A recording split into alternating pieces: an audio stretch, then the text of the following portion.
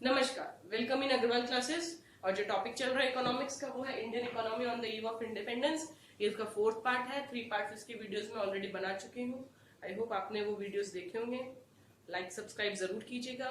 इस चैप्टर के अंदर मैं इंफ्रास्ट्रक्चर के बारे में आपसे डिस्कशन करूंगी along with the summary of the complete chapter में। इसके एंड तक आप इसलिए वीडियो को जरूर देखें। कंप्लीट चैप्टर की समरी है। अगर आपके वो वीडियोस मिस हो गए हैं तो आप समरी के थ्रू भी अपनी वीडियोस अपनी नॉलेज को अपडेट कर सकते हैं। देखिए बच्चों, इंफ्रास्ट्रक्चर की हम बात कर रहे थे। इंफ्रास्ट्रक्चर क्या होता है? किसी भी कंट्री के अंदर रोड्स, रेलवेज, बेसिक फैसिलिटीज जो होती हैं, कम्युनिकेशन वगैरह, उन सबको इंफ्रास्ट्रक्चर कहा जाता है। तो अंडर द कॉलोनियल रिजाइम जो इंफ्रास्ट्रक्चर फैसिलिटीज थी वो बहुत ना के बराबर डेवलप हुई थी। और जो भी डेवलप हुई थी उनका रियल मोटिव यही था कि जो सर्विस जो उससे मिले वो जो है कॉलोनियल जो एम्पायर था उसको ही मिले, ब्रिटिशर्स को ही मिले। उसके अंदर इस तरीके से बिल्कुल भी नहीं लिया गया था कि इंडियंस को उस चीज का फायदा मिले। जैसे कि रोड्स की हम बात करते हैं तो रोड्स उन्होंने बनवाई, तो इंडिया के अंदर उन्होंने फिट नहीं बनवाई, बिल्कुल भी अच्छी रोड्स उन्होंने नहीं बनवाई। और जो बनवाई थी उसका सिर्फ एक ही पर्पज था, आर्मी को मोबिलाइज करना इंडिया के अलग अलग एरियाज के अंदर, है ना, moving in and out of army, ताकि इंडिया के अंदर आर्मी का मूवमेंट इजी हो सके रोड्स के ऊपर चलना, इसलिए उन्होंने रोड्स बनवाई थी। और जो दूसरा पर्पज था वो ये था कि to draw out the material, कि जो रॉ मटेरियल है गांवों से और शहर लेकर के, भारत से लेकर के, वो रेलवे स्टेशन जो था उनके नियरेस्ट वहां तक पहुंचा दे या फिर किसी पोर्ट तक पहुंचा दे, ताकि वो सामान जल्दी से जल्दी जो है इंग्लैंड पहुंच जाए और उनका जो फॉरेन का इंडस्ट्रियल डेवलपमेंट जो है वो इम्प्रूव हो सके। उसके अंदर रेवोल्यूशन जो लेके आए थे वो इंडिया के बेस के ऊपर ही लेके आए थे, इंडस्ट्रियल ग्रोथ जो ब्रिटिशर्स लेके आए थे। तो रोड्स को उन्होंने डेवलप किया। उसके दो ही मोटिव थे। एक मोटिव तो ये to mobilise the army within India and to draw out the raw material from the countryside to the nearest railway station and port so that they can serve it to send it to England as early as possible. उसके बाद में जो roads उन्होंने बनाई थी, जैसे कि बताया, रूरल एरियाज के अंदर तो बहुत खराब रोड्स बनवाई थी, बारिश के अंदर तो वही खराब हो जाती थी रोड्स, और जो वहां के लोग थे उनको सफरिंग्स होती थी। उसके बाद में जो ब्रिटिशर्स ने एक और अच्छा काम किया वो था कि रेलवेज का किया। रेलवेज के अंदर उन्होंने अच्छा काम किया कि आज तक हम रेलवेज के बेनिफिट्स लेते हैं। जैसे कि इस वीडियो के अंदर आपको पता चल रहा है कि फर्स्ट ये एक वीडियो आया है कॉलोनियल एम्पायर के अंदर, जिसके अंदर ब्रिटिशर्स ने इंडिया के लिए कुछ अच्छा किया है। माना कि उसके अंदर भी उन्होंने अपना ही फायदा देखा है, to serve their colonial interest only, but हम इंडियंस हैं, हम हर चीज के अंदर अपना बेनिफिट निकाल ही लेते हैं। जैसे railway is one of the cheapest और जो सबसे ज्यादा यूज होने वाला ट्रांसपोर्टेशन है वो है, लॉन्ग डिस्टेंस के लिए बहुत अच्छा रहता है, यूजफुल है, जिससे जोग्राफिकल और कल्चरल बैरियर्स जो है वो ब्रेक हो जाती हैं। तो उससे जो हुआ कि फायदा ये हुआ कि कमर्शियलाइजेशन इजी हो गया, जो सेल्फ सफिशिएंसी थी उसकी वजह से। अब जो वॉल्यूम ऑफ इंडिया का एक्सपोर्ट था वो थोड़ा थोड़ा इंप्रूव हो रहा था, बट उसका जो बेनिफिट मिल रहा था वो किसको मिल रहा था? इंडियंस को नहीं मिल रहा था।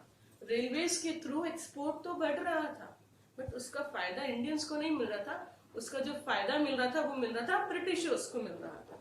और जो सोशल बेनिफिट्स थे, जैसे कि जो इंडियन पीपल लोग थे, एक दूसरे के एक जगह से दूसरी जगह जाना है तो उनको भी उसके अंदर भी उन लोगों के लिए चार्जेस अलग थे, इकोनॉमिक लॉस उनको फेस करना पड़ रहा था। रोड्स के उन्होंने डेवलपमेंट किया थोड़ा बहुत, और रेलवेज को उन्होंने डेवलप किया।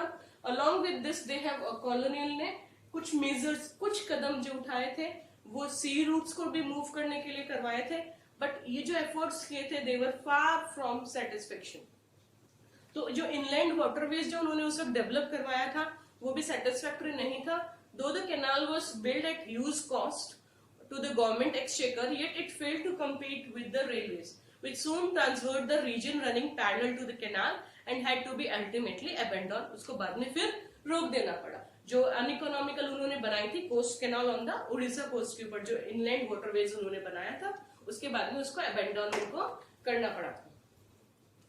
जो टेलीग्राफ उन्होंने बनाया, सर्विस प्रोवाइड की इंडिया को, पोस्टल और टेलीग्राफ, वो बहुत ज्यादा एक्सपेंसिव रख दिया, आम आदमी के बजट से बाहर कर दिया। ठीक है, इनसे थोड़ा लॉ और ऑर्डर उन्होंने मेंटेन करने की कोशिश की।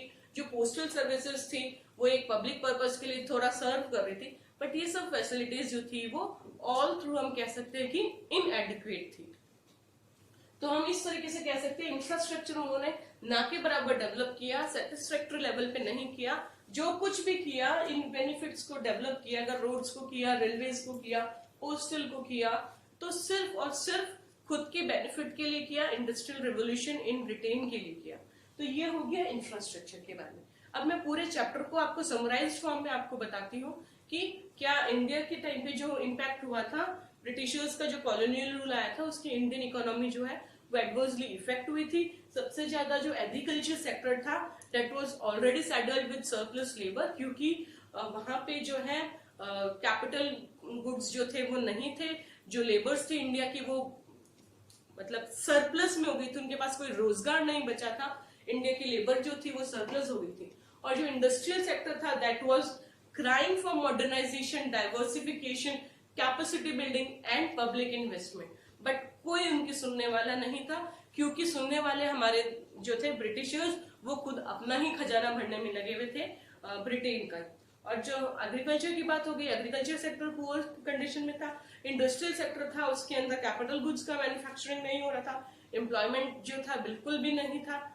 और फॉरेन ट्रेड की अगर मैं बात करती हूँ तो फॉरेन ट्रेड भी जो था उसके अंदर एक्सपोर्ट जो किया जा रहा था चीप रेट पे रॉ मटेरियल का किया जा रहा था, और इंडिया के अंदर इंपोर्ट जो किया जा रहा था वो हायर कॉस्ट के ऊपर ब्रिटेन से बना हुआ फिनिश गुड किया जा रहा था। तो फॉरेन ट्रेड का भी कोई बेनिफिट इंडिया को नहीं था। इंफ्रास्ट्रक्चर फैसिलिटीज की अगर हम बात करते हैं तो थोड़ी बहुत उन्होंने फ्रेम की, चाहे वो रेलवे हो, वो सब कुछ थोड़ा बहुत पब्लिक के बेनिफिट का उन्होंने किया। और पॉवर्टी जो थी धीरे धीरे धीरे, अनएम्प्लॉयमेंट और पॉवर्टी जो थी वो हमारे देश के अंदर बढ़ती जा रही थी। इकोनॉमिक पॉलिसीज जो भी बना रही थी कॉलोनियल जो एम्पायर था वो फार फ्रॉम वेलफेयर था। तो हम ये कह सकते हैं कि हमारी कंट्री के सामने जो इकोनॉमिक चैलेंजेस थे वो बहुत बहुत ज्यादा थे। तो अब आप एक क्विक रिकैप इस चीज का ले सकते हैं कि हमने इस चैप्टर के अंदर इकोनॉमी के बारे में पढ़ा है, बिफोर इंडिपेंडेंस की हमारी कैसी कंडीशन थी, और उसके बाद में हमने पढ़ा कि कॉलोनियल इंप्रेशन की वजह से जो गवर्नमेंट थी वो खुद का ही प्रोटेक्शन और प्रमोशन करने में लगी हुई थी। ब्रिटिशर्स जो थे वो खुद के इकोनॉमिक इंटरेस्ट को ही इंप्रूव कर रहे थे rather than the development of Indian people और इंडिया। एग्रीकल्चर सेक्टर जो था वो स्टेगनेंट था, वो स्टक हो चुका था, उसके अंदर ग्रोथ बिल्कुल नहीं थी।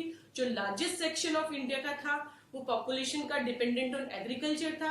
अब उसके पास कोई लेवल ऑफ इंप्रूवमेंट नहीं था इकोनॉमिक ग्रोथ का, उसके पास कोई रोजगार नहीं बचा था। ब्रिटिश गवर्नमेंट ने जो था हैंडीक्राफ्ट इंडस्ट्रीज को खत्म कर दिया था, बुरी तरीके से बेरोजगारी हो गई थी। मॉडर्न बेस इंडस्ट्रियलाइजेशन का बिल्कुल उन्होंने इंडिया के अंदर सेटअप नहीं किया।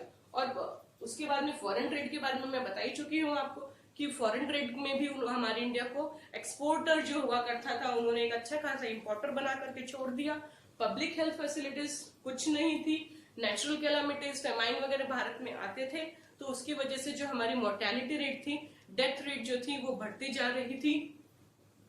और गवर्नमेंट ने जो ब्रिटिशर्स कॉलोनियल जो थे उन्होंने कुछ इंफ्रास्ट्रक्चर अगर फैसिलिटीज अगर दी थी तो these efforts was spiced with their selfish motives, उन्होंने सिर्फ और सिर्फ खुद के बेनिफिट के लिए किया था। तो हम कह सकते हैं कि हमारी जो गवर्नमेंट है at the time of independence उसके पास बहुत सारे चैलेंजेस रहे होंगे इंडियन इकोनॉमी को लेकर के, क्योंकि इंडियन इकोनॉमी जो थी वो बुरी तरीके से एक्सप्लॉइट कर ली गई थी ब्रिटेन के द्वारा, कॉलोनियल एम्पायर के द्वारा। तो इस चैप्टर में ये सब आपने पढ़ा। आई होप आप लोगों को समझ में आया होगा। Like, share, subscribe and comment जरूर करें। नमस्कार।